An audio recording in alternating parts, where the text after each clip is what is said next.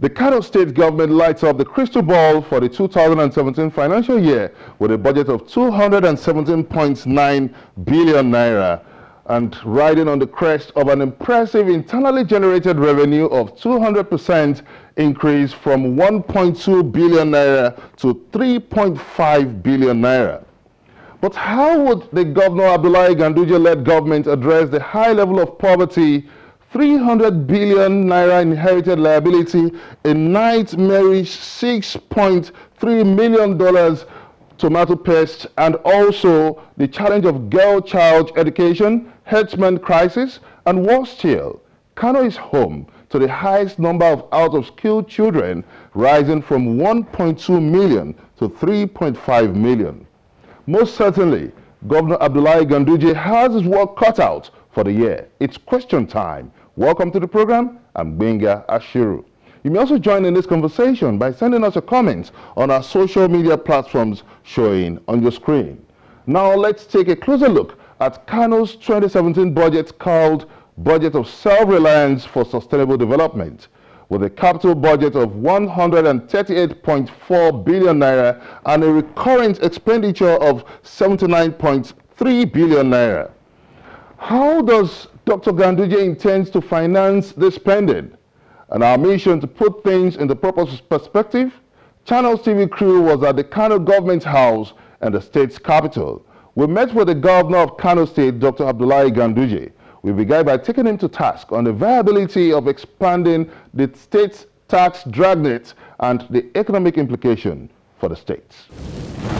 I agree with you numerically that the IGR has increased double or even more than double, considering the reformation, considering the reorganization that undertook place in that organization. But the issue of how do we manage and how do we feel to collect more revenue while people are poor, I think that is a very subjective statement. Quite okay, Nigeria is a developing country, Kano is a highly populated place, so you get the rich, you get the poor. But equally the same, the issue of revenue generation is not directly connected with that issue that you have mentioned. If you look at the tradition and the culture of revenue collection in a third world country, especially in Nigeria, the issue is that less than 10% of those who are supposed to be paying tax are even, put in that tax net. So you can see that there are so many people that are supposed to be paying tax, they are not paying tax. So the issue of poverty is lack of collecting the tax that is even aggravating the poverty among the people, because government has to provide an enabling environment, government has to do a lot of empowerment, government has to do a lot of provide some incentives so that people will be able to reach their means of livelihood, will be able to get more job, will be able to, the small scale industries to be encouraged. So in a way,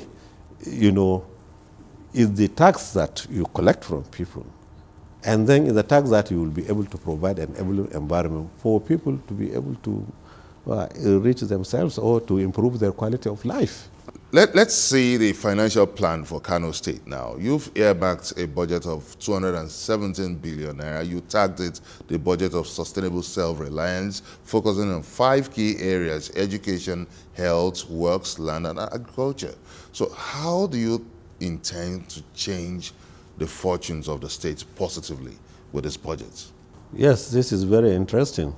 We are quite sure that we have done a lot in the area of health, because provision of health facilities certainly improves the well-being of the people, because some are poor and cannot even afford, the fees in the hospitals, and some, of course, they require urgent attention. So you can see that we have succeeded in completing some major projects, especially the 2 mega hospitals that were abandoned for the last 10 years. And also, if you look at provision of infrastructure facilities, we inherited a number of projects that were not completed, and it is our responsibility to complete those major projects. So you can see that the capital budget, we have to put some part of it to the completion of some infrastructural facilities which are absolutely necessary for the state. But it's surprising that there isn't much ambitious commitment in the area of security, considering the high rate of kidnapping in the state. What are your plans to stop this trend? The high rate of kidnapping, I think that one is an issue all over the country, especially that, you know, it is transiting from one crime to another. Before we had Boko Haram. The Boko Haram has been squarely checked by His Excellency, the President of the Federal Republic of Nigeria, Muhammad Buhari. But of course, you expect some fallout because of that. And also, we used to have issue of cattle rustling. That one has been curtailed. We provided some, you know, amnesty to some of the cattle rustlers, and now we don't have that incidence again. So the issue of kidnapping, I think, is a matter of graduating. Maybe some of them were armed, I mean, were Boko Haram people, but they could not be there in the northeastern part of this country, and they, you know, joined the issue of cattle rustling. That one too has been. You also talked about the herdsmen crisis now, and one of the initiatives you are coming up with is to provide a grazing reserve for these people. But there's still a lot of anxiety that these herdsmen would be unwilling to change their nomadic way of life, because this is what they've been accustomed to for several years to now. Well, that is true, but you have to understand the situation first. I think people are not really catching the problem of cattle rustling in Nigeria, because if you look at it carefully, you will know that most of the people who are coming, herdsmen, who are coming into Nigeria, they are not the indigenous Fulani people. They are not the indigenous herdsmen, because they are foreigners, especially those coming from West Africa, and they are coming with cattle, thousands of cattle into the country.